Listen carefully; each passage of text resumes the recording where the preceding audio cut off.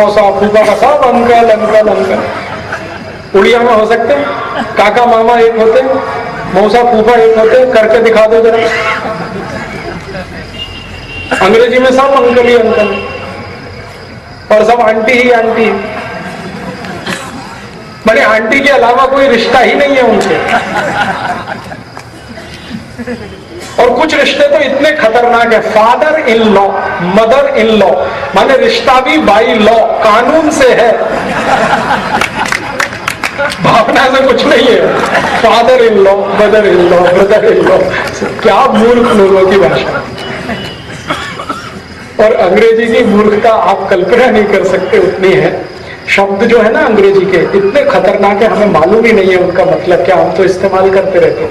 कई बार मैं जो पढ़े लिखे इडियट लोग होते हैं ना, उनके घरों में जाता हूँ तो वो अंग्रेजी में बोलते हो, Rajiv Dixit she is my missus. मैं कहता हूँ really she is your missus? तो वो पूछते आप ऐसा क्यों बोल रहे हैं रियली? मैं कहता हूँ मिसेज का मतलब समझते? मिसेज का मतलब है धर्म पत्नी को छोड़कर कोई भी महिला जिसके साथ आप रात बिस्तर में रह सकें, वो मिसेज होती है।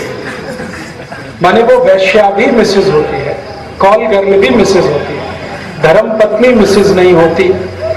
धर्म पत्नी को छोड़कर सब महिलाएं मिसेज होती। तो कोई कहता शी इज माई मिसेज, तो मैं पूछता हूँ रियली? तब वो बौखलाता है कि क्या बात है। मैं कहता हूँ पहले भाई समझ लो फिर इस्तेमाल करो, नहीं तो करो मत। ऐसे मिस्टर है ना, मिस्टर, मिस्टर का मतलब है पति को छोड़कर कोई भी पुरुष जिसके साथ आप रात बिताए वो मिस्टर होता है। और मिस तो सबसे खतरनाक है। मिस का मतलब है एक ऐसी लड़की जो कभी शादी ना करे और जीवन पर्यंत वेश्यावृत्ति का व्यवसाय करे, वो मिस होती है। हमें मालूम नहीं है अंग्रेजी शब्दों के अर्थ क्या है वास्तव में और उनका इतिहास क्या है। हर शब्द का अपना इतिहास है, उसके पीछे गहरा अर्थ है। जब तक जानते नहीं तो उसको इस्तेमाल मत करिए, नहीं तो तकलीफ होने वाली है। और कभी कभी घरों में मैं जाता हूं, इतना मुझे दुख होता है। पिताजी का नाम राम दयाल, माता जी का नाम गायत्री देवी, बेटे का नाम टिंकू। अब ये राम दयाल गायत्री देवी का टिंकू कहां से आ गया? अभी टिंकू का मतलब होता है आवारा लड़का, जो बाप की ना सुने माँ की ना सुने, उसको टिंकू कहते हैं। और हम हमारे बेचारे अच्छे खासे लड़के को टिंकू टिंकू बोल बोल के आवारा बना दें।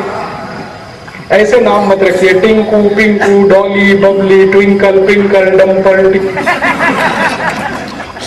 अच्छे नाम रखिए, संस्कृत में, हिंदी में, उड़िया।